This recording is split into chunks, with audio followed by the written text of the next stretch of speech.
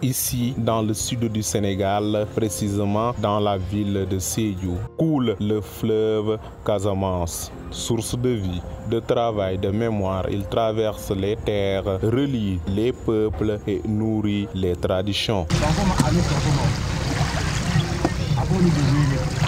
Aujourd'hui, ce fleuve si paisible est en danger. Pollution, sécheresse, disparition des poissons, le cri d'alerte monte de ses rives. Je m'appelle Aliou Traoré, je viens du Mali. Je travaille ici depuis 29 ans. J'ai même ma propre maison ici. Ici, la pêche n'est pas aussi rentable ces dernières années. Et la situation devient de plus en plus difficile pour nous, pêcheurs qui travaillent dans ce fleuve. Ici, il n'y a presque rien et on assiste à la rareté de certaines espèces. Il y a certaines espèces qu'on ne voit plus. En tant que père de famille, nous ne pouvons pas rester à la maison. Nous venons chaque jour au fleuve. Il arrive des jours où l'on ne ramène rien à la maison. Chaque jour, des déchets plastiques, des rejets domestiques se déversent dans le fleuve. La rive, autrefois limpide, se transforme en dépôt à ciel ouvert. C'est Fossard Dabo, je suis le coordinateur de Vision Citoyenne Sédhiou. Pratiquement au niveau donc, du fleuve, nous avons constaté pratiquement beaucoup de cas de pollution. En premier lieu, nous pouvons considérer les déchets que les gens ont l'habitude de verser au niveau donc de la berge du fleuve. Ça, on l'a dit et on l'a redit plusieurs fois. Si vous faites même le constat, vous vérifiez au niveau de la berge, vous allez voir que les gens, ils prennent des tas d'immondices qu'ils viennent déverser au niveau de la berge. Alors qu'il y a des sociétés qui sont là, des unités de gestion de déchets, qui travaillent dans ce cadre. Mais malheureusement, on ne comprend pas. Les gens ont beaucoup sensibilisé, les gens ont parlé. Mais je pense qu'il y a certaines personnes, ils ont du mal à prendre leurs déchets, les déchets domestiques, de les mettre dans les dépotoirs d'ordures, ou même parce qu'il y a même des camions qui ramassent les ordures au niveau des quartiers.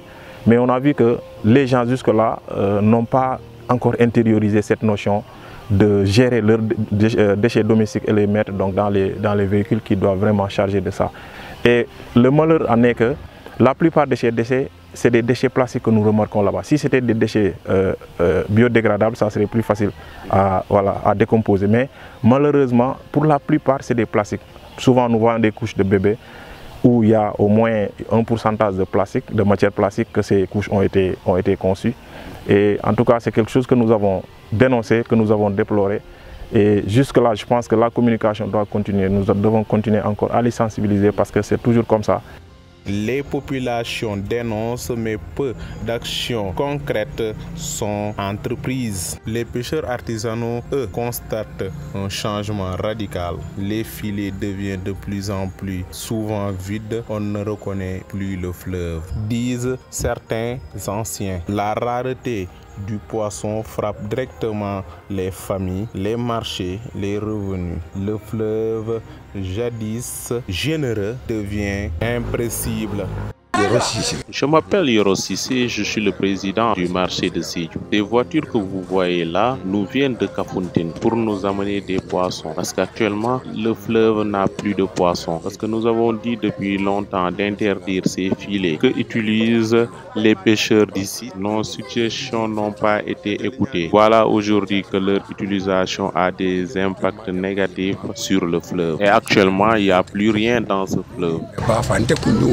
Depuis quelques années, les périodes de sécheresse se rallongent. Le niveau de l'eau baisse, les cultures en souffrent, les rivières reculent. Dans certaines zones, l'eau devient saumâtre, rendant l'agriculture et la pêche encore plus difficiles. Le dérèglement climatique n'épargne pas Sédhiou. Voyez, nous, depuis maintenant quelques années, avec notre association Green Sédhiou, nous avons l'habitude donc de reboiser la berge du fleuve. Nous avons fait pas mal de communes au niveau donc de la région de Sédhiou. Si vous voyez, mais nous, heureusement, nous faisons toujours le constat parce que nous vérifions certaines berges au mois de mars-avril pour voir le niveau de l'eau, là où s'arrête l'eau, pour que quand la saison des pluies va venir, quand nous allons avoir donc, nous allons démarrer nos activités de reboisement, nous serons là où il faut reboiser, là où il ne faut pas reboiser.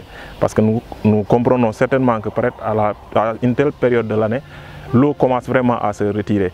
Et donc, comme la saison des pluies, c'est la période d'accrue, mais au-delà de ça, nous, quand on était plus jeunes, vous voyez, cette berge-là, la plupart donc, de cette berge-là était donc inondée d'eau, il y avait de l'eau. Et aujourd'hui, le constat qui est fait, c'est que le niveau de l'eau baisse. Nous constatons que le niveau de l'eau baisse, bien que le fleuve Casamance, il y a une barrière qui s'est créée au niveau de Kolda. Mais même ça, le niveau de l'eau n'a pas donc augmenté, il n'y a pas de rehaussement de ce niveau. Et nous pensons que le niveau d'eau baisse, donc cela peut être certainement dû à l'évaporation et peut-être à la rareté de pluie durant la saison des pluies, parce qu'il y a des moments où il pleut et on a constaté avec le changement climatique qu'il peut y arriver des moments où on peut être durant la saison des pluies et rester 3 semaines sans avoir de pluie. Et nous pensons que ça, c'est déjà quelque chose qu'il faut vraiment considérer. Pourtant, l'espoir persiste. Les jeunes, des associations, des habitants s'organisent pour sauver leur fleuve. Nettoyage communautaire, campagne de sensibilisation, pratiques agricoles plus durables. Petit à petit, la population se mobilise pour inverser la tendance. Le fleuve Casamance est bien plus qu'un cours d'eau, c'est une artère vitale, un héritage commun, un souffle pour l'avenir. Le préserver, c'est protéger la vie elle-même. Le temps presse, mais il n'est pas trop tard. Si le fleuve meurt, nous mourrons avec lui.